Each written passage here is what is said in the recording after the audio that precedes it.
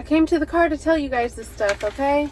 This is going to be a good video, so if you're a fearful avoidant woman, please stay tuned for this, because just as the title says, we're going to be getting into the feminine energy aspect of the fearful avoidant. So if you are a woman who feels really disconnected from your softness, if you are someone who craves intimacy but fears it at the same time, if you've been called too much or too little in your relationships, then this video is going to be for you. First and foremost, fearful avoidants tend to get blocked in becoming in touch with their feminine energy because you are in survival mode a lot of the time, right? When you think of the essence of feminine energy, being able to be in free flow a lot of the time, being trusting, being able to receive, sharing your emotions, and just being versus like doing all the time. This is the essence of real feminine energy. And so with a fearful avoidant, right, someone who's been traumatized or experienced a lot of trauma, it is so challenging to get back in touch with this side of you, because you are usually in a state of fight or flight most of the time, because you have a lot of wounded parts of yourself and you have a lot of trust issues when it comes to trusting other people in the world, especially when it comes to love and connection. And while some people might think that this has been a long coming, unsolvable problem, I am here to tell you different. Why? Because I myself was a fearful avoidant, and I went on my healing journey for quite some time, and I started implementing some of these things, and I was able to come out on the other side and start embracing and embodying a feminine energy that I never knew was possible. So let's get into the good stuff. Tip number one, you need to start embracing emotional safety, and how you're going to be doing this is by working on a daily practice every single day where you are getting into a calm state of mind. You are going to retrain your nervous system to be more calm, cool, and collected, and to get out of that fight, flight, freeze mode all of the time where you're feeling like there's an active threat. You always have to look over your shoulder. You want to be able to calm yourself down on a regular basis. And the only way that you can do this is through repetitively training your body in safe environments that it is okay and you are calm and you are safe and everything is fine.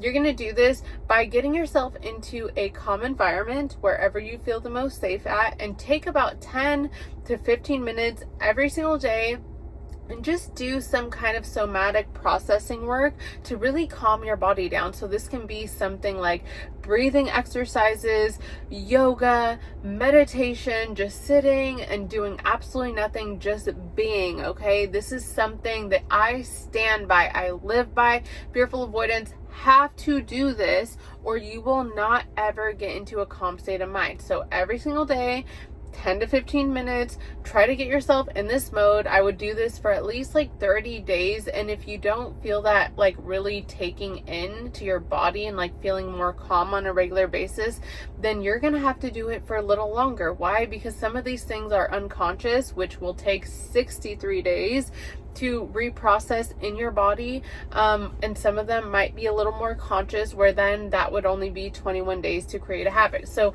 just see what happens. It might be 21 days for you. If you don't feel a change, keep going for the whole 63 days and watch it take place. Number two is that you as a fearful avoidant need to stop doing and start practicing the art of just being, okay? I know as a fearful avoidant, you always want to be overachieving, fixing, doing, looking out for people, taking care of people. Just stop it, okay? Just stop it. You have to be able to relax a little bit. You have to be able to embrace this art of just being, and you have to remind yourself that it is okay if I schedule an hour of my day to do absolutely nothing. It is okay if I decide I am not going to cook dinner tonight. It is okay if I just sit in my pajamas and lounge all day long. I don't have to be overachieving, overdoing to earn my worth all of the time. And that's what it is a lot of the times with the fearful avoidant, is that you associate this overachieving and feeling like you can never just be. You need to overachieve in order to earn your worth and your value in the world. But I'm going to tell you that you do not have to do this. You are loved by who you are at your core, not what you do. So if you need help with this practice, what you can start doing is literally every single day reminding yourself of 10 traits and qualities that you have that you like about yourself. I'm a beautiful woman. I like how my hair is. I like the way my lips sit on my face.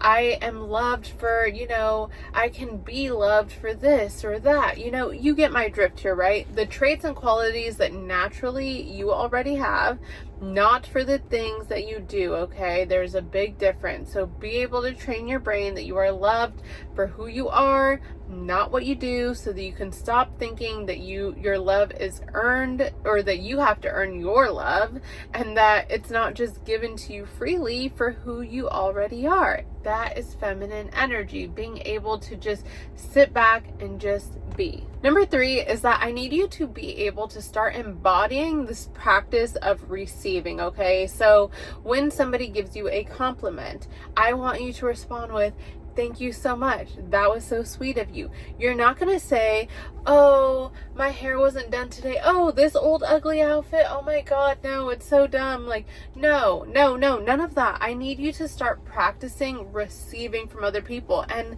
let's say somebody wants to buy you something, take you out. I need you to start practicing the art of receiving these things without feeling that now you owe them, you have to do something, you're a burden, you're bad, you shouldn't accept it, that you don't deserve it. You need to just take it and accept it with love and say, "Oh my gosh, thank you," and reflect on how amazing that feels afterwards. And that is it. Tip number 4 is that you're going to start connecting with that inner her. If you've heard that term her, this is like the embodiment of feminine energy. This is like connecting to that girl. Who is that girl to you? And start connecting to her. Identify as her. I am that girl every single day. What does that girl do on a regular basis? What is her routine like? And start embodying who that is. Write a letter to her yourself and say, "Thank you so much for being whatever traits, qualities, whatever things that she does that you love or that you want to strive for in her," right?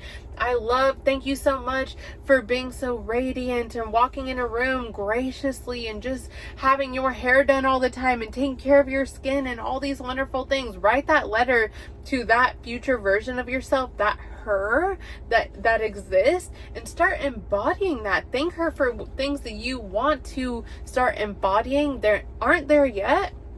And then start practicing it. Ask yourself every single day, what would her do? And start doing those things. Tip number 5, I need you to start becoming a little more vulnerable in your day-to-day life, okay? Feminine energy is soft, it's open, it shares feelings, it shares emotions in a gracious way, okay? Not in a chaotic, crazy, emotionally disastrous way, in a gracious way. Things like, "I am so sad today, I'm just going through a hard time. I would really love XYZ. I'd really love a trip to the beach.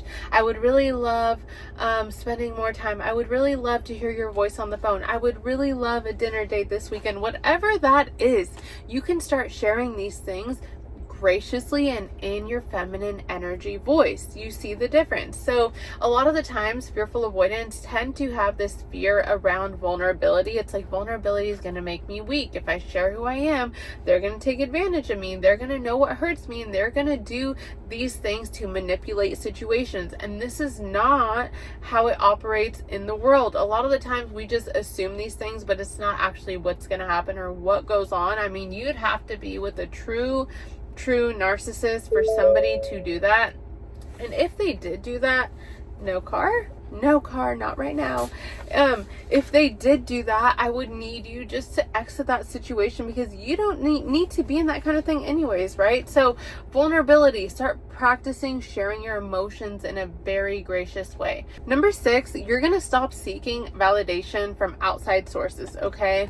A lot of the time, people do this, women do this, fearful avoidants do this because they want a lot of acceptance from other people. In order for them to feel accepted in the world and in life, they need this validation and acceptance from other people, and they try to extract this in little ways, maybe wearing certain clothes or coming out and doing something amazing for somebody, and you're looking for these little bits and pieces of validation from the outside world. And so what this really is like, this is like mirror work for you to do. So if you are looking for all this validation, approval from outside, this is probably because you aren't giving it to yourself. This applies to so many areas. If you are seeking a lot of love and attention from outside, but you aren't giving it to yourself, you probably need to start working on that within yourself first. You have to give to yourself. You have to fill your cup halfway first, and then you won't be seeking it outside all of the time. You won't even need it from outside half of the time if you start filling your own cup. So start giving yourself validation, telling yourself every day, like, I'm amazing, I think I'm this, I'm that, I like this outfit, I don't care what they think, I like my hair, I don't care what they think, this is for me, it doesn't matter. That's that, okay? Work on validating yourself internally, loving yourself internally, giving yourself what you need first, and then not be seeking all this outside validation, because that is not embodying feminine energy. Feminine energy is radiant and very confident in who they are. Number 7 is I need you to let go of control. So fearful avoidants do this thing where they always want to be in control of situations because they feel that the moment that they aren't in control, that their emotions are going to go all over the place, because you yourself as a fearful avoidant, right? You are so chaotic internally a lot of the times that you want to control your environment because you think that as long as everything is going good outside, that you are going to feel good inside. And this is a very twisted dynamic. In fact, you actually have to heal your wounds. You have to start practicing a lot of healing work so that you can heal who you are inside, and you're not always trying to control the outer world, because the outer world, imagine, is something that you have zero control over. So when you are feeling bad, even in the midst of something crazy outside happening, I need you to start grounding yourself and teaching yourself techniques, tools, things that will help you be more grounded on a regular basis. If maybe like the emotional processing tool, right? Where you can ask yourself, what am I thinking right now? And question these stories around it. Or maybe you can just do some breathing techniques, whatever that is. The point being is that you can't be trying to control your outer world and making it responsible for how you feel, because that is not how it works. Feminine energy is literally surrendering and trusting, okay? Number 8, I need you to start working on being in the present moment. So this is a very challenging one because fearful avoidants tend to be in their head a lot. They're always analyzing what is going on. They're always externally focused, and I need you to start getting into your groundedness of feminine energy. This means trying to be present on a more regular basis. How can I do this? Practice mindfulness. When you are washing your dishes, you've probably heard this, start feeling like the water on your hands. Just be present in this moment. Don't be washing the dishes and thinking about tomorrow, next week, the laundry, this or that. Start practicing being in the present moment, okay? When you have downtime, you know, later on, or if you have something important to worry about, you can do that or plan that at a different time, right? Give your brain time to be in the now moment, which is so much into your feminine energy. If you're with your partner at dinner, do not be thinking about a million things. Try to focus on them, be present with them, okay? And just start enjoying the moment. What do I like about today? Let me see what color the table is, or, you know, look around and see people who are around me, you know, just be in that moment. Please, this is feminine energy. Tip number 9 is you are going to dance or do yoga or something a couple times a week and just try to embody this essence of your feminine energy that lives within, right? Feminine essence is literally like connecting to you and flowing and moving your body and appreciating the feminine movements. I'm going to share a secret with you. One time I downloaded this class like online where it was like this was it like a chair dancing class or something? And like, I never ever felt so feminine before in my life. And I started doing all these sexy moves. I was doing them by myself. Nobody was watching, but literally it made me feel so connected and so in tune